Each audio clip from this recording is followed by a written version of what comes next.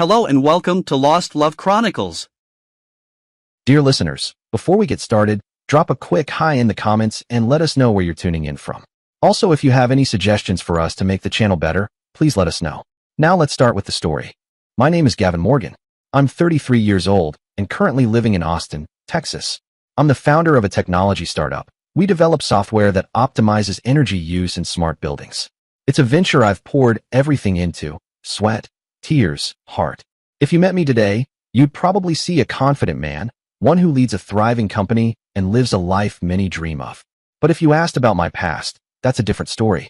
One not as easy to tell. A story that begins with the warmth of childhood, only to plunge, without warning, into darkness. See, I was born an orphan. I have no memories of my biological parents. Only one fact: they abandoned me at an orphanage on the outskirts of Dallas when I was just 3 years old. That's where my life began. Then came Raymond and Emily Holt, a middle-class couple. They adopted me and brought me into their home in Fort Worth, a charming little house with a white picket fence and a garden full of daisies. I still remember the first time I stepped inside that house. I was too young to understand what family meant, but I felt it. Warmth. Emily, my adoptive mother, had a smile like spring sunlight. Gentle, quiet, always humming some tune under her breath. She used to hold me in her lap and sing lullabies softly. There were rabbits in the forest, she'd whisper, brushing hair from my face. Tiny ones with ears longer than your arm. Do you want to hear what they did today? I'd nod, wide-eyed, and she'd go on with her stories. Raymond, my adoptive father, was a tall man, strict in posture and tone, but his eyes softened when he looked at me. After coming home from the bank where he worked, he'd change out of his suit, toss a ball in my direction, and say, "Come on, champ. Let's see that jump shot." We played basketball almost every evening. I called them Dad and Mom, and in the tender heart of a child, I truly believed they loved me like their own. Those early years, they were like a pastel painting, faint and warm. I remember Sunday mornings, the smell of buttery cookies wafting through the house. "Can I lick the spoon, Mom?" I'd ask, standing on a chair by the kitchen counter. "Only if you promise not to eat the dough when I'm not looking," she'd tease, handing it over. Meanwhile, Dad would kneel by the doorway. "Let's tie those shoes right today, huh?" he'd say. "Left over right, then under." Got it. The backyard was my kingdom. Dad had built a wooden swing with his own hands and fixed it between two strong trees. "Gavin, you'll soar like an eagle," he laughed one day, pushing me high into the air. I remember the wind rushing past my ears, the sky blurring with the trees, and Mom waving from the porch. In those moments, I felt like I had everything: love, care, belonging. I thought I was the happiest kid in the world. But then everything changed. I was 6 when my mom gave birth to twins, a boy and a girl, Jeremy and Leah.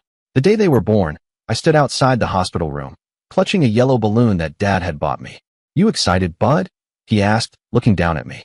"Yeah," I said. "I'm going to teach them how to draw cats, and play soccer, and maybe how to ride a bike." He ruffled my hair. "That's the spirit." When we brought them home, I stood by the crib and peeked in. "They're so small," I whispered. Mom didn't answer. She was too busy adjusting Leah's blanket, humming softly, her smile fixed on the babies. From that moment on, something shifted. Her eyes didn't look at me the same way anymore. That warm smile, once mine, was now entirely theirs. Dad, too. He came home, but now it was to bottle feeds and diaper changes. "Maybe later, champ," he said when I held out the basketball. But later never came. Our games faded. The bedtime stories stopped. The quiet moments with Mom vanished. And I began to feel like a shadow in the home I once called my haven. At first, I told myself it was just the busyness. Of course they were overwhelmed. 2 newborns, crying through the night, needing every ounce of care. I understood. Or at least, I tried to. So I helped. I mopped the floor when Mom looked tired, folded clothes fresh out of the dryer, even tried singing lullabies to the twins when she needed to rest. I'd peek into their crib, hum softly, and stroke Leah's tiny hand. But every time I tried to get close, it was like stepping into a wall. Cold stares. Words sharp enough to cut. Once, I knelt beside Jeremy at the table, guiding his little hand toward a spoon. "Like this," I said gently. "See, your fingers go here." Suddenly, the spoon was yanked from my hand. "Gavin, leave your brother alone," Mom snapped. "You don't need to do these things." Her voice wasn't just cold, it was distant, clipped, like I was some neighbor kid intruding where I didn't belong. I stood there, hand still midair, heart pounding. "I was just trying to." "You don't need to." She cut me off. Then she turned back to Jeremy, cradling him like I wasn't even in the room. I stepped back. My hands trembled. I didn't understand what I'd done wrong. Over the years, that feeling of being outside, Looking in, only grew worse. Jeremy and Leah always had something new. Clothes with the tags still on, shiny toys with blinking lights. I got hand-me-downs. Shirts with frayed collars. Shoes with worn soles. One Friday, I mustered the courage to ask Dad, could I maybe go to the movies with Jake and Marcus? They're seeing that new space movie. He didn't look up from his newspaper. You need to be sensible, Gavin. We don't have money to waste on frivolous things. I nodded slowly. Okay. But just a week later, I watched from the porch as he buckled Jeremy and Leah into the back seat, their faces lit with excitement. Where are you going? I asked. To the amusement park, he said. They've been good lately. Can I come? He shut the car door. Not today, Gavin. And just like that, they drove off, laughing, as if I didn't exist. I started to wonder, was I truly part of this family? Or just some obligation they'd once taken on? The breaking point came when I was 9. It was early evening. I was setting the table when I heard a crash from the hallway. I ran in and found Jeremy, then 3, standing over the shattered pieces of Mom's favorite vase. Jeremy, don't touch that. I rushed to him, gently pulling him back. Just then, Mom walked in. What are you doing to your brother? She screamed. He broke the vase. She didn't let me finish. You're just adopted, Gavin. Don't think you have the right to discipline them. Those words, they didn't just sting, they crushed something inside me. I stood frozen. My throat tightened. Adopted. Just adopted. I clenched my jaw, turned, and ran. Locked myself in my room and collapsed on the bed, hugging my pillow. The tears came fast, silent, soaking the fabric. That night, for the first time, I felt truly alone. I wasn't their son. Not anymore. Maybe I never really was. After that, I began to withdraw. I spoke less, smiled less. I avoided family dinners, stayed quiet during car rides, and disappeared into corners of the house no one noticed. But I found refuge among the shelves of the school library.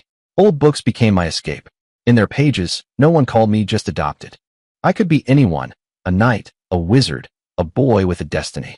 Despite everything, I told myself to be grateful. They gave me a home, food, clothes. I owed them. So I made a promise. One day I'd succeed. I'd become something great. I'd repay them, and maybe then, maybe, they'd look at me like a son again. The rest of my childhood became a quiet battle, a struggle to preserve whatever self-worth I had left. I excelled in school. I buried myself in textbooks and projects. Always top of the class. Straight A's. No one noticed. No one praised me.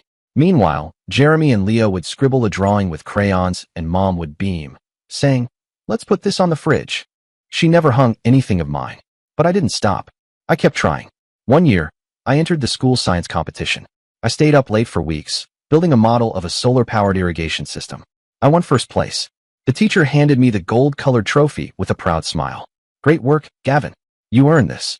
I smiled, holding it in both hands, and ran all the way home. I couldn't wait to show them the trophy. Mom glanced at the trophy and said, flatly, that's nice, Gavin. Now go do your homework. That was it.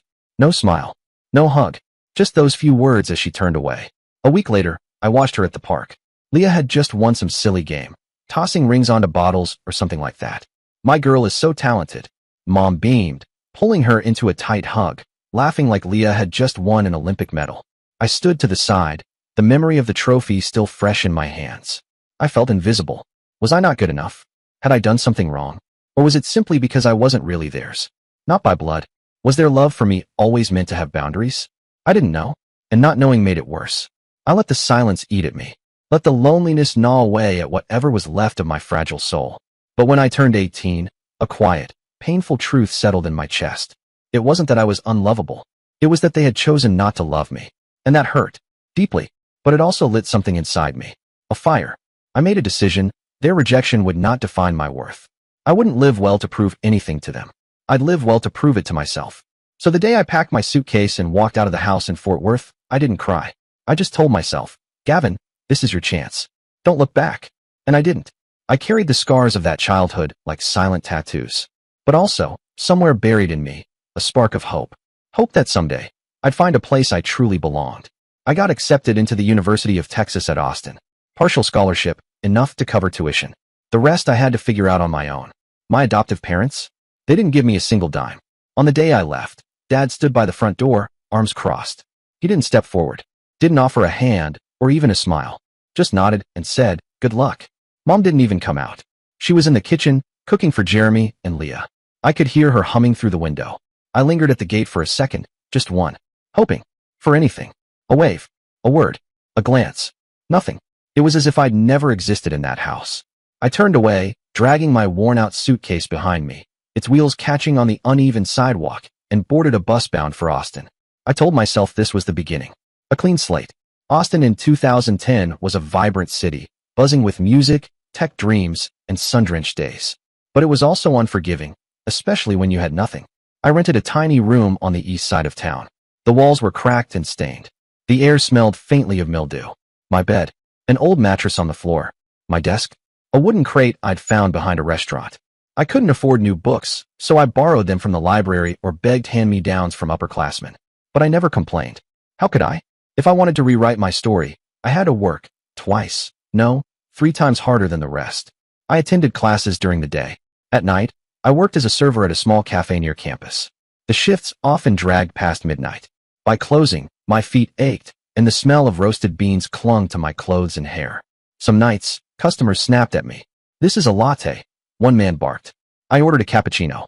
"I'm sorry, sir," I said, bowing my head. "I'll fix it right away." Because every tip meant a meal tomorrow. And on weekends, I delivered pizzas. I pedaled through Austin's blistering 40-degree heat, sweat soaking my shirt. I dropped off pizzas at well-kept houses, neatly trimmed lawns, porch lights glowing warm, kids laughing in the yard. Sometimes, I'd pause for a second too long, the scent of family dinners wafting out through open windows. I couldn't help it. I'd think of Jeremy and Leah, of how I once dreamed of being loved like those kids were. Eager arms waiting at the door, someone ruffling their hair, asking, "Did you have fun?" But I'd push those thoughts away quickly. The past was something I couldn't change. But the future? That was mine to build. College life wasn't easy.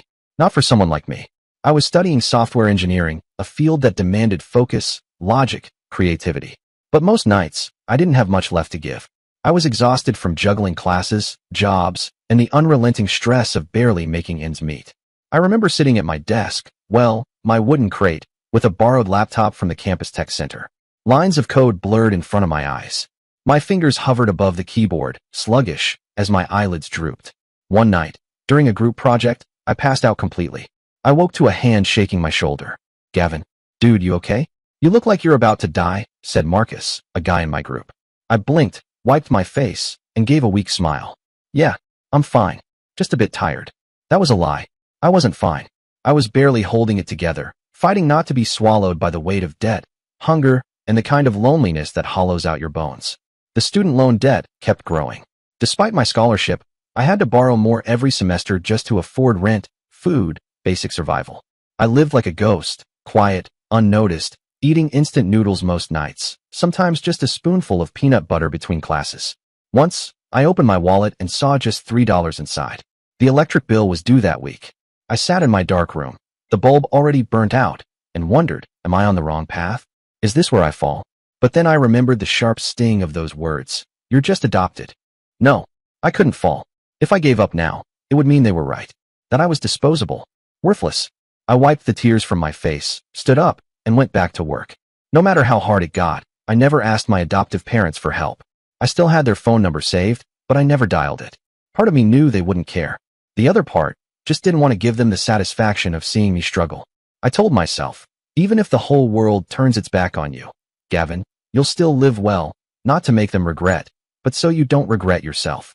But some nights, lying on that old mattress, I couldn't stop thinking about them. I wondered if Jeremy and Leah were doing well. If my parents ever mentioned me. Once, I opened a drawer and pulled out an old photo. I was 5, smiling big between mom and dad. Back then, I didn't know I was anything but theirs. Looking at that photo felt like pressing a blade to my chest. But I didn't cry. I folded it gently, placed it back in the drawer, and whispered to myself, "Gavin, you don't need them anymore." And slowly, painfully slowly, I began to find light in the darkness. At school, I made a few good friends. People who didn't know my past. But they treated me as an equal one. Calvin, a cheerful guy from Mexico, became one of my closest friends during those years. He had this contagious laugh and a way of making the room warmer just by walking in. Whenever he saw me eating nothing but bread or crackers during lunch, he'd shake his head and say, "Aye, Gavin, you're skinny as a stick. Eat this taco," and shove one into my hand before I could protest. "Calvin, I'm good really." No. You insult me when you say no." He'd grin, already unwrapping the foil. "You need meat, hermano." I'd laugh, give in, and take the taco. It was always spicy, always homemade, and somehow, always exactly what I needed. Those moments, however small, chipped away at the loneliness I carried. They reminded me I wasn't completely alone. I also began to fall in love with software engineering.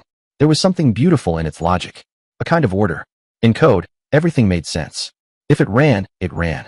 No one asked if you were adopted, if you were poor, or if you cried yourself to sleep. It either worked or it didn't. And when it worked, I worked. I had value. I threw myself into it, joining every group project I could, entering coding competitions, even the ones that sounded impossible. Professors started to notice. They'd nod when I spoke in class. Sometimes even recommend me for student-led initiatives. One project with Calvin changed everything. We worked on a model for optimizing energy in smart buildings, trying to make lighting, heating, and power more efficient using adaptive algorithms. It was a novel idea back then. We stayed up for nights debugging the prototype.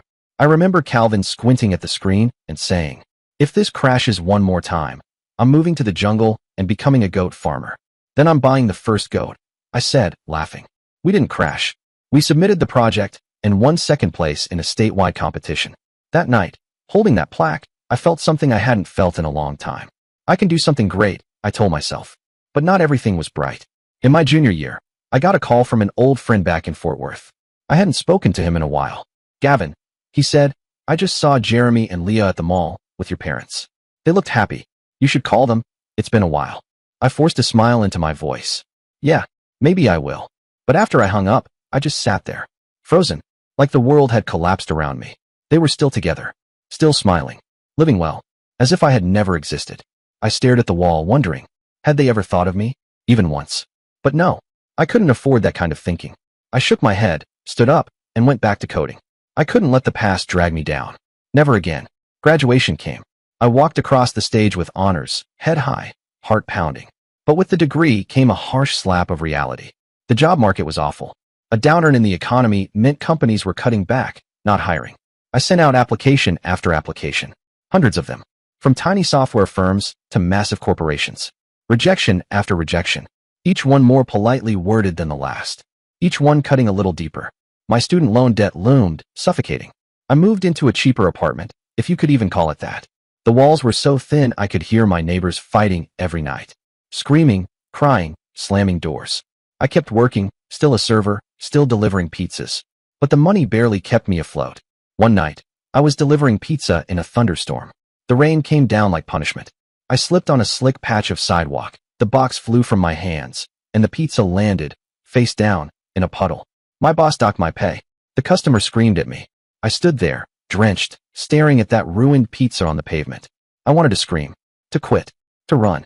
Is this worth it? I asked myself. But then I remembered. The fire that had been burning inside me since the day I left Fort Worth. No, I wasn't giving up. I picked myself up, went home to that tiny dark room, and kept pushing forward. Then, one afternoon, everything changed. I came across an article about Austin's booming green tech industry. Startups focusing on renewable energy, AI-driven environmental applications, sustainable architecture. They were attracting huge investments. As I read, something clicked. I thought back to the project Calvin and I had done, the energy optimization system. A spark ignited. I looked up from my screen, heart racing, and called Calvin. "Remember that smart building project?" "Yeah, why?" "I think we were ahead of our time. I want to build something. For real." He didn't hesitate. "I'm in." And that was the beginning. With the little savings I had, and Calvin's unwavering support, I began building a small startup. Calvin and I worked day and night, pouring ourselves into the software we were building, code that could help smart buildings save energy in real time.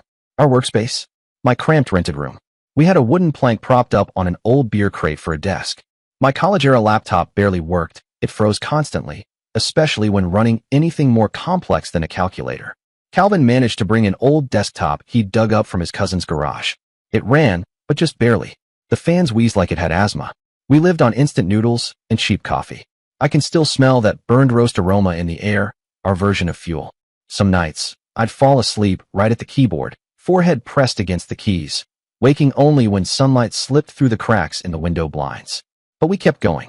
Our idea was simple but ambitious. Build an AI-powered software platform that helped optimize energy usage in real time, adjusting heating, lighting, and systems in smart buildings to reduce cost and emissions. Turning that idea into reality, though, meant we needed funding. So when we heard about a startup competition in Austin, we knew we had to try. The first prize was $50,000. Enough to upgrade our equipment, maybe even rent a real office. We had 2 months to prepare. 2 brutal, exhilarating, 18-hour-day months. I focused on refining the back end, writing and rewriting code until my fingers ached and my joints burned. Calvin handled the user interface, design, and did all the market research. Late at night, over cups of instant coffee, we'd talk. "You think we actually have a shot?" I asked once, massaging my wrists. Calvin looked up from his sketchpad, eyes tired but lit with conviction. "We're not just 2 broke guys, man. We've got a real solution. Real vision. That's more than half the teams out there." I wanted to believe that. The night before the competition, I looked in the mirror and barely recognized myself. Sunken cheeks, pale skin, dark circles so deep it looked like I hadn't slept in years. But my eyes still burned with something fierce. "You've got this, Gavin," I told myself aloud, staring into that reflection. "You have to." Then came competition day. A packed auditorium. Dozens of investors. Rows of rival teams. The air buzzed with nerves and ambition. I stood center stage, gripping the mic with both hands to stop them from shaking. Calvin gave me a small nod from the side of the stage. I took a breath, let it fill my lungs slowly, and began. I explained our product, the tech behind it, how it could save millions for commercial buildings, how it could cut emissions drastically, turning energy waste into intelligent savings. Then I paused, and I shared my story.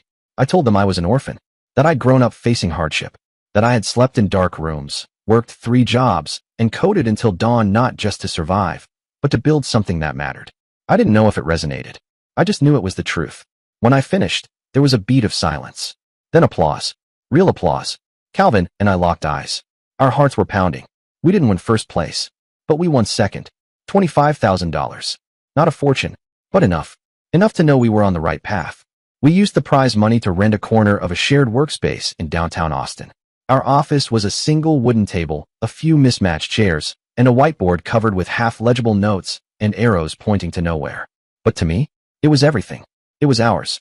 I finally felt like I had a place to belong, a reason to keep pushing, a goal to chase.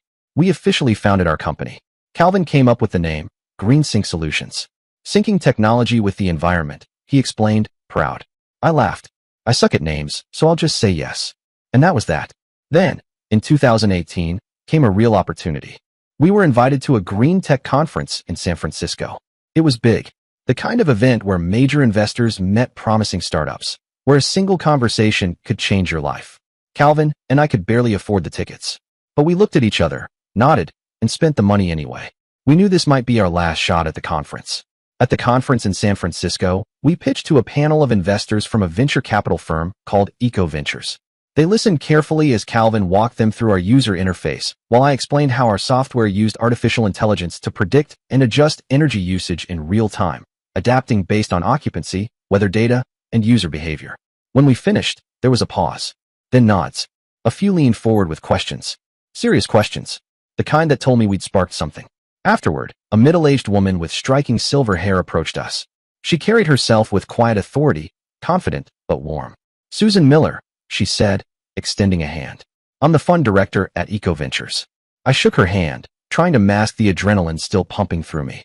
"You two did something rare today," she said. "You made AI feel human." Later that evening, she invited us to dinner. A quiet restaurant not far from the conference venue. Over plates of grilled vegetables and blackened salmon, we talked, not just about tech or funding, but life. Susan didn't just want to know the specs of our platform. She wanted to understand us. And for the first time, I told someone in the business world about my story. I didn't share it to win sympathy. I shared it because I needed her to know I wasn't doing this to get rich or make headlines. I want to create something meaningful, I told her, hands folded on the table. Something that lasts. Something that helps. Susan nodded slowly, setting down her fork. Her eyes softened. "Gavin," she said gently, "I believe in you. Not just because of the product, but because I see something in you most people lose after the first few setbacks." "What's that?" I asked, honestly curious. She smiled. "You never give up." A week later, we got the call. Eco Ventures was in. They offered $1 million for a 20% stake in GreenSync Solutions. I sat in silence after hanging up the phone.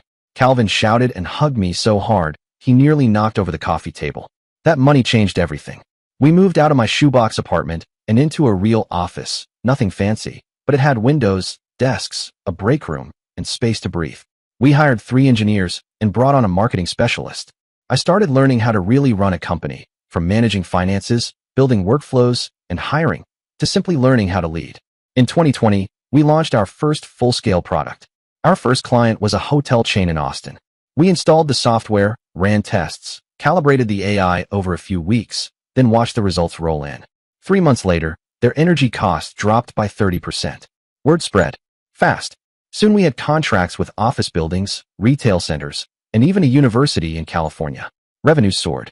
2 years after that first investment, GreenSync Solutions was valued at $10 million. Me, a guy who once slipped in the rain delivering pizza, was now the CEO of a respected green tech startup. One day, someone sent me a link. An article in Forbes. Notable entrepreneurs under 30. I clicked the headline, and there was my name. Gavin Morgan. I gave a small, dry smile. They had no idea what it had taken to get there. Success brought with it a life I had never dared to dream of. I moved out of that moldy, dimly lit room and into a small but bright apartment in downtown Austin. I bought a used car, nothing flashy, but reliable. No more biking through the heat, dodging traffic with a pizza box on my back.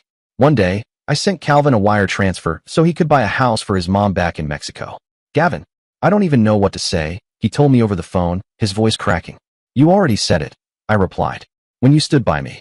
But even with money, growth, and recognition, I never forgot where I came from. Some nights, when I worked late, I still ate instant noodles. Out of habit, or maybe nostalgia, I wore old t-shirts to work. Comfortable, familiar. And in my desk drawer sat that photo of the Holt family, taken when I was 5. Me, standing between Raymond and Emily, smiling like I belonged. I didn't keep it there because I missed them. I kept it to remind myself how far I'd come. Though my life has transformed, I still carry an emptiness inside. I haven't contacted my adoptive parents, Raymond and Emily Holt, since the day I left Fort Worth 11 years ago. In quiet moments, I sometimes wonder how they're doing. Raymond and Emily Holt. Despite the heartbreak their treatment caused, I can't deny what they did. They took me in. They gave an orphan child a home when no one else had. They may not have loved me the way I needed, but they still gave me a place to sleep, food to eat, a name to carry. And for that, I've always remained quietly, stubbornly grateful. I used to tell myself, one day I'll repay them. Not to ask for affection, not to beg for acceptance, but to prove I've lived well. That the boy they once overlooked became someone who didn't let the past define him. That idea, it began to grow. A gesture, a gift, something that spoke not in words, but in legacy. Then it came to me. A beachfront villa. Something grand, beautiful, a space to breathe. A place where maybe, just maybe, they could look at me differently. Dad was turning 65, a milestone worth honoring. A life lived long enough to reflect on. In 2023, during a second round of funding for GreenSync, I sold a portion of my shares. It brought in a substantial sum. And with that money, I quietly started searching. No announcements. No hints. Not even to Calvin. I combed through listings, talked to agents in secret, kept my intentions folded tight like a letter to myself. Then I found it. A villa in Galveston, just a few hours' drive from Austin. It sat right on the ocean. Wide glass windows framed the sea like artwork. The garden bloomed with bougainvillea and coastal jasmine. A porch faced the water, large enough for a row of chairs and a morning coffee. I stood there on a quiet visit, imagining Dad sitting on that porch, legs crossed, sipping his usual black coffee. I imagined Mom tending to the flower beds, humming the way she once did in Fort Worth, her hands in the soil. I imagined something more, too, an invitation. Maybe they'd say, Gavin, stay for dinner. Maybe they'd look at me, really look at me, and for once, see a son. This gift, I hoped, would bridge the distance time had carved between us. I worked with a lawyer to draft the paperwork.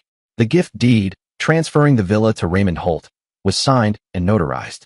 No one knew, not even Calvin. I wanted the moment to be real, untainted by expectations. I counted down the days to January 4th, Dad's birthday. I knew I wouldn't be invited. I wasn't foolish enough to hope for that. But I decided I'd show up anyway. With the deed. With a heart full of trembling hope. Not expecting hugs. Not apologies. Just something. A glance. A nod. Maybe even pride. In the days leading up, I found myself pulling out that old family photo more often. There I was. 5 years old. Standing between them. Smiling as if the whole world belonged to me. Did they remember those days? When Mom sang me to sleep. When Dad pushed me on the swing. I didn't know. But I chose to believe that somewhere, buried under the years, they still held a thread of affection. And maybe this gift, this villa, would awaken that. When the day finally came, I left early in the morning. I drove from Austin, gripping the wheel tight, my pulse steady but loud in my ears. The white envelope with the deed sat on the passenger seat, pristine and silent. I wore a simple suit, navy blue, polished shoes, a clean shave. I hadn't dressed like that in years. Not since college presentations and investor pitches. But this time, it felt different. It felt like I was suiting up for something far more personal. For the first time in years. On the drive, I rehearsed my greeting again and again in my head. Happy birthday, Dad. I have a special gift. Simple. Sincere. I imagined the look on his face, surprise, maybe even pride. I pictured Mom's soft smile, maybe a glimmer in her eyes. And just maybe, in that moment, they'd see me as something more than the adopted kid. Maybe they'd see me as a true son. The 3-hour drive from Austin to Fort Worth gave me far too much time to think. My mind wandered down old roads, memories of childhood in that house. Sunday mornings filled with the scent of Mom's buttery cookies. Dad pushing me on the wooden swing, his deep laugh echoing in the yard. Gavin, you'll soar like an eagle, he used to say. But when Jeremy and Leah were born, all of it crumbled. I became a shadow, sidelined in the very home that once felt like a haven. Even now, all these years later, I still heard Mom's voice in my head, cutting and cold. You're just adopted. Still, I remain grateful. They took in an orphan child. They gave me shelter, a name, a start.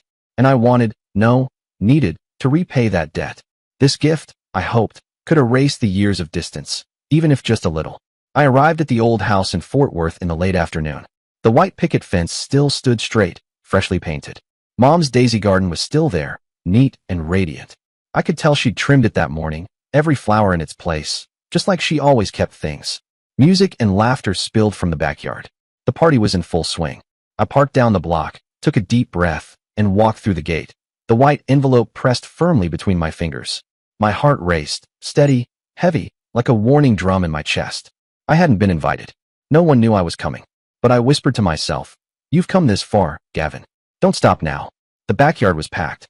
Over 50 guests filled the space, friends, neighbors, relatives, my parents' colleagues. White-clothed tables dotted the lawn. A small band played cheerful jazz near the patio. The air smelled like grilled meat and lemon punch.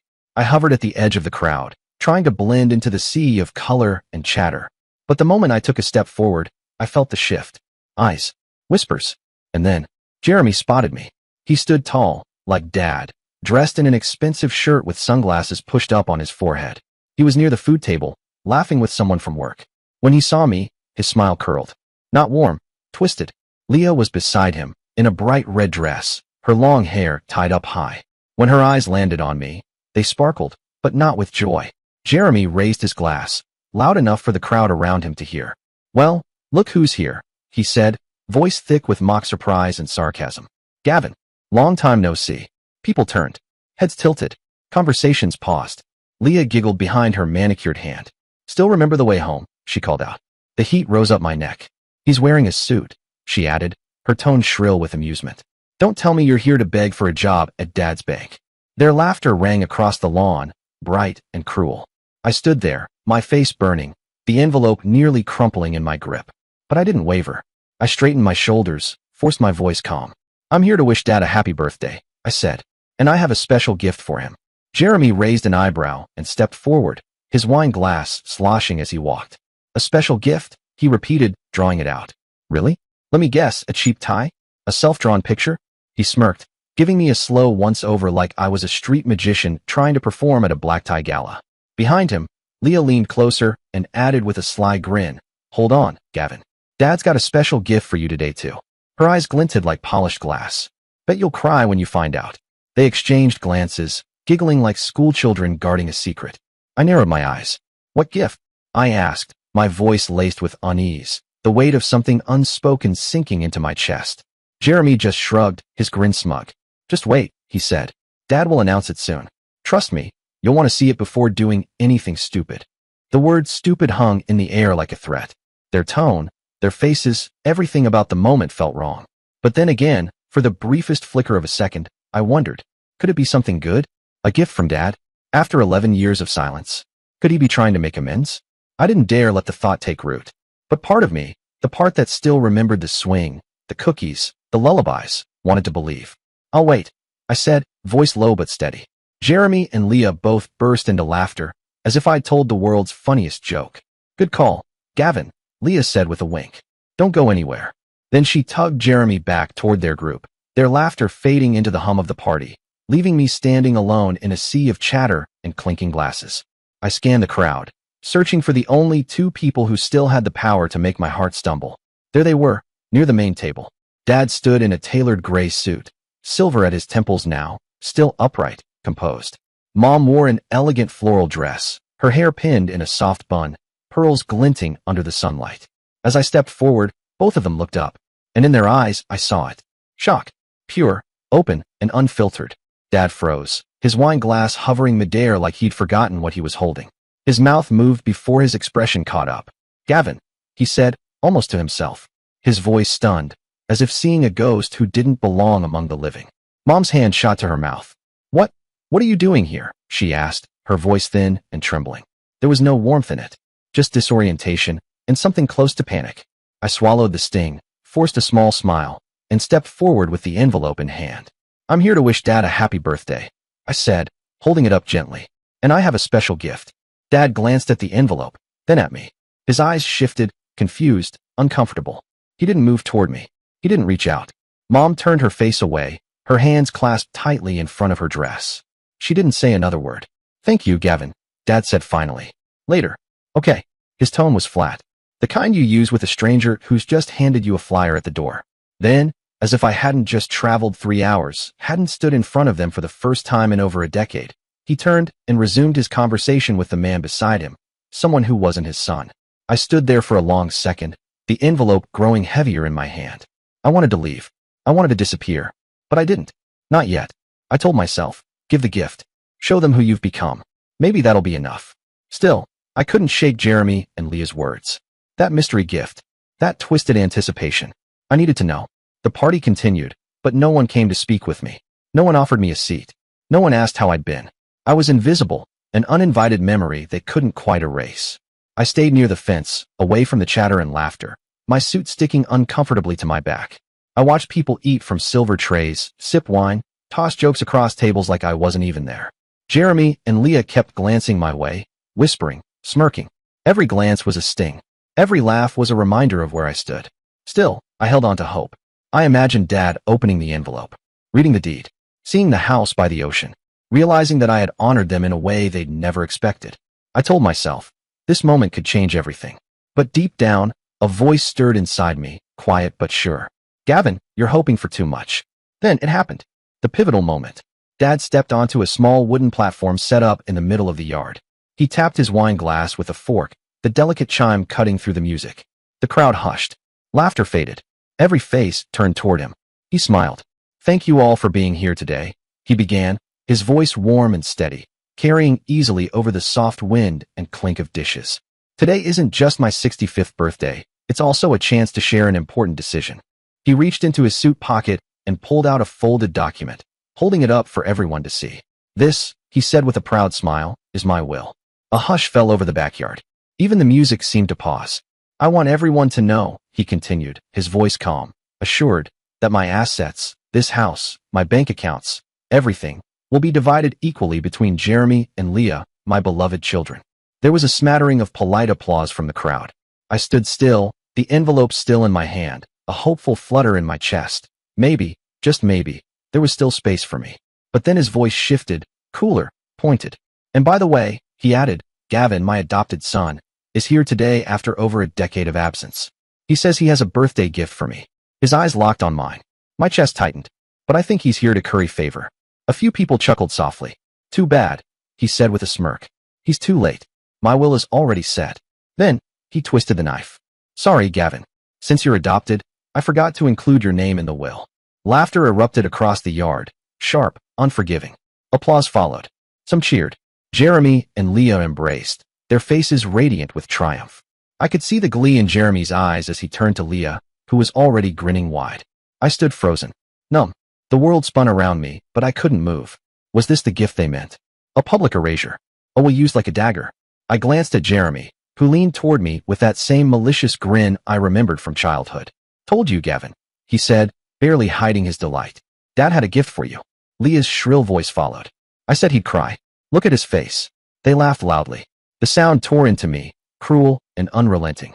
Some guests looked at me, Their expressions a blend of awkward curiosity and vague pity, but no one intervened. No one said a word. I turned to Dad, praying, "Please, say it's a joke. Say this was just to lighten the mood." But he stepped down from the platform, dusted his hands, and resumed talking to guests like I hadn't spoken, like I wasn't even there.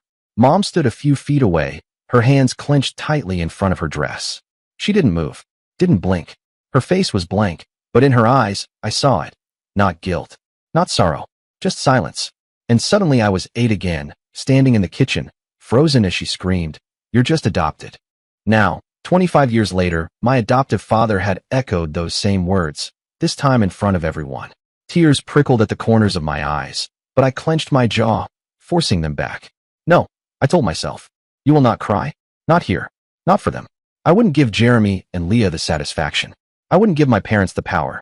I looked down at the envelope, creased slightly now in my trembling hand, and stepped forward. Every eye turned to me. The music had stopped. Conversations silenced. You could hear the wind rustle the daisies by the fence. I walked to the center of the yard and turned to face them, Dad, Mom, Jeremy, Leah, and the audience who had just applauded my erasure. I cleared my throat.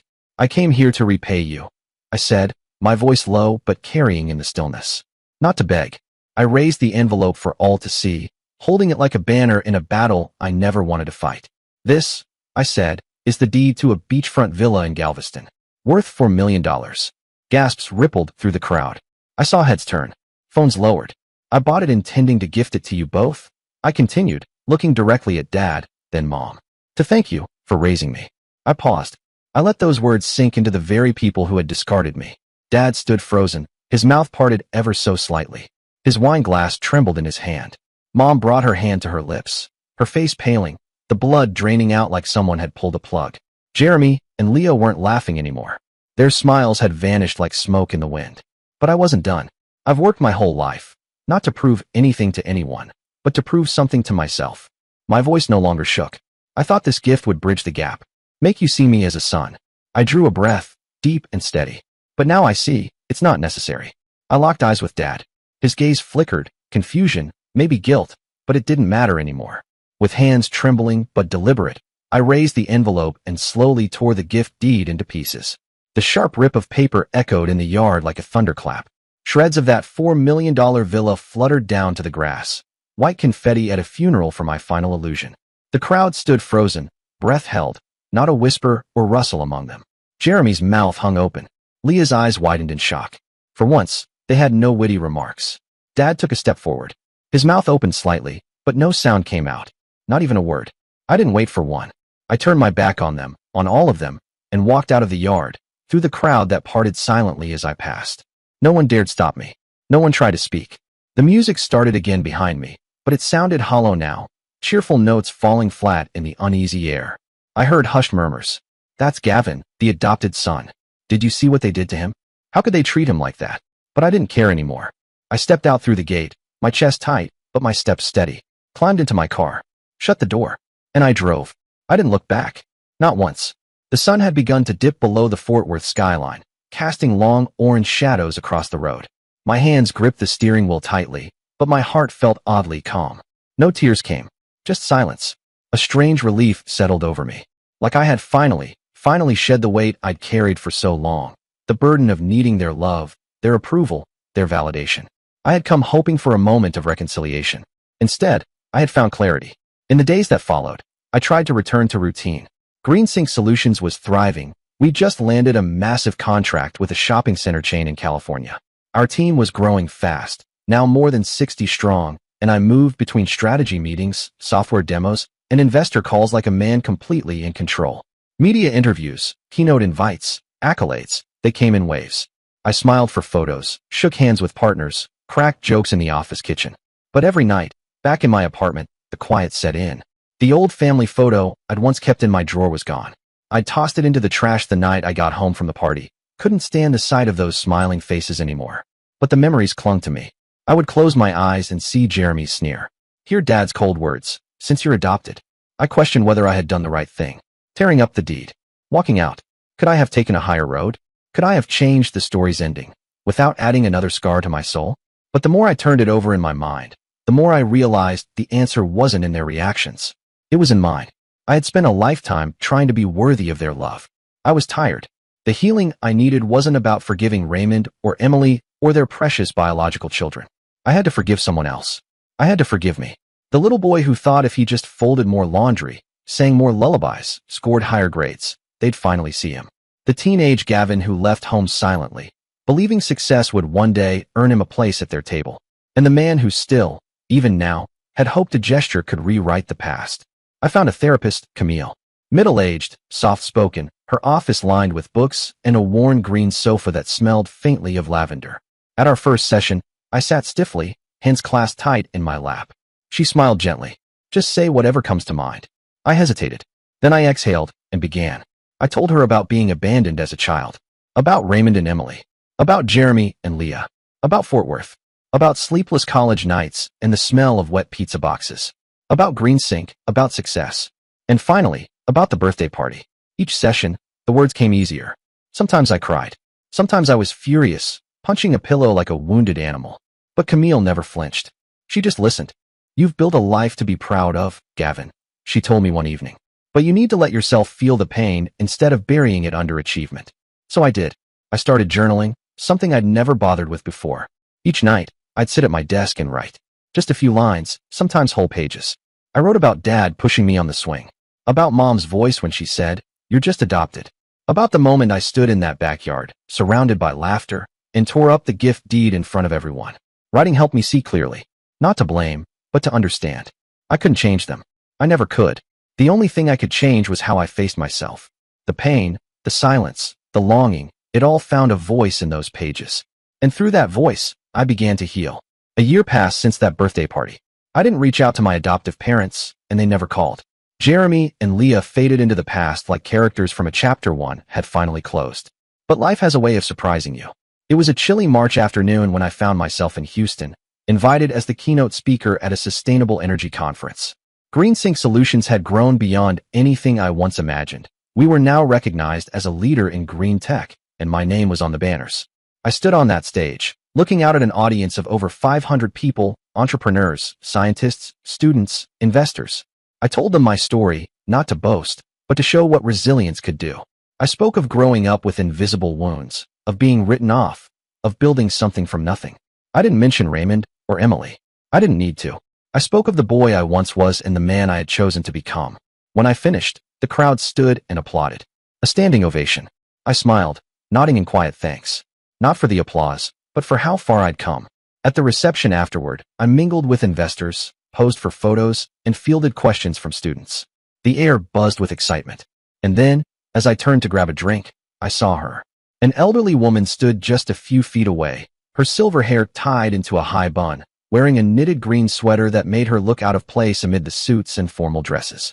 But it was her eyes that caught me, soft, full of warmth, but tinged with something deeper. Regret. Sadness. "Gavin," she said gently. I blinked, trying to place her. Her face stirred a distant memory, one of cookies baked on Sundays and whispers in the hallway during family gatherings. "Aunt Monica?" I asked, startled. She nodded, offering a faint smile. "You remember me," she said, voice slightly choked. "Of course," I said. "It's been a long time." "I heard your speech," she said, stepping closer. "I'm so proud of you, Gavin. So proud." Her eyes shone, and she reached out, taking my hand. I didn't know what to say.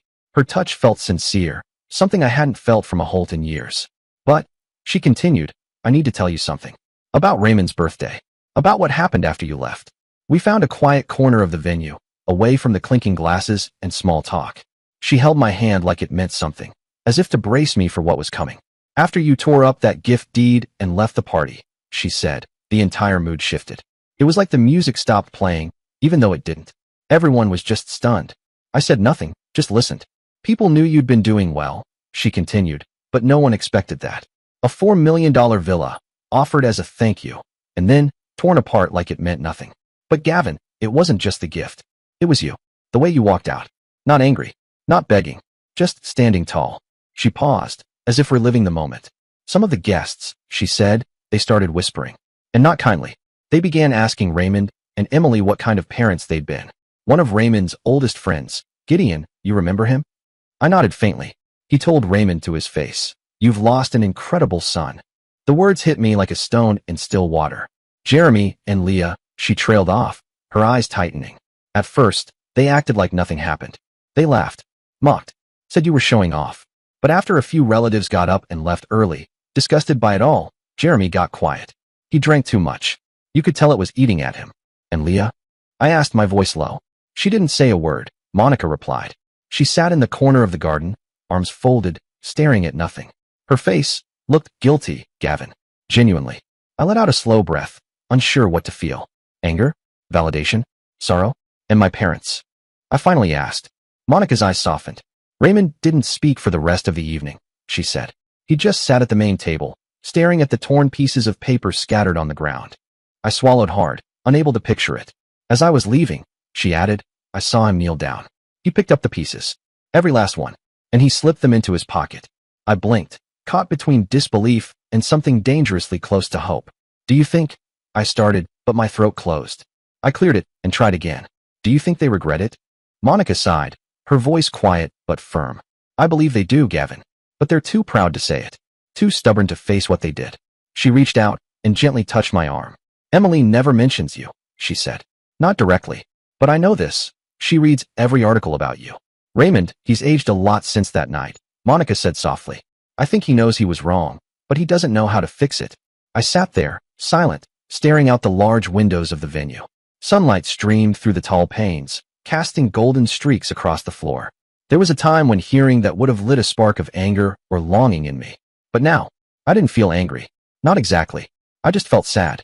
Sad that we could have had a different story, one full of warmth and connection.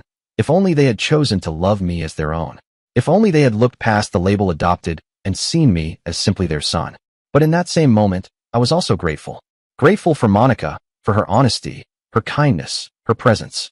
Thank you, Aunt Monica, I said, offering her a soft smile. I'm okay, really. She leaned in and hugged me. A gentle, genuine hug. And for the first time in years, I felt a touch of warmth from someone in my adoptive family. It wasn't everything, but it was enough.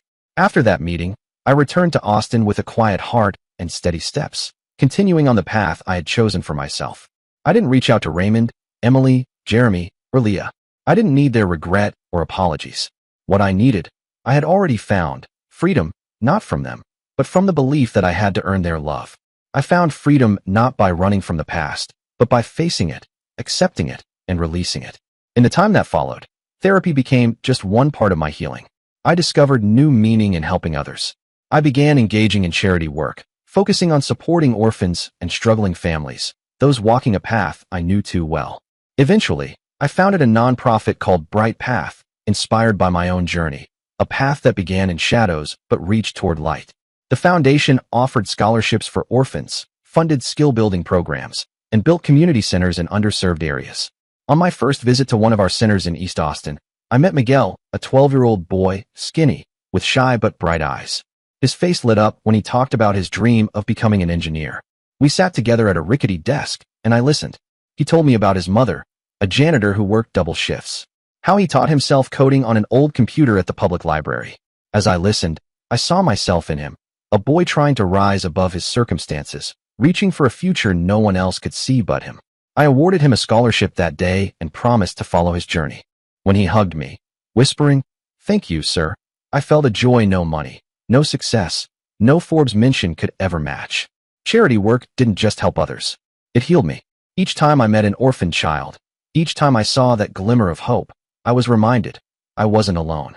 I had built a family, not in Fort Worth, but in the people I helped. In my GreenSync team, in friends like Calvin, who had stood by me through the hardest nights. Slowly, I began to slow down. I savored small moments, a morning jog by the river, a cup of hot coffee in my office, a video call with Calvin and his mother in Mexico, who still called me Mijo. And in those moments, I learned something I never thought possible. I learned to love myself. Not through success, not through public recognition, but by accepting that I had done my best. And for me, that was enough. I no longer needed the attention or validation of my adoptive family. That's my life story. A journey that began abandoned in an orphanage, passed through years of silence and struggle in a home that never truly welcomed me, and rose, through sheer will, to freedom. If my story leaves anything behind, I hope it's this, a resonance, a spark, maybe even motivation for you, to help you rise confidently in your own life. And I wish you this. the courage to face your past, the strength to move through pain, and the faith to believe that light always waits at the end of the road, if only you keep moving forward. Dear listeners, please share your thoughts in the comments section below and don't forget to like, share, and subscribe.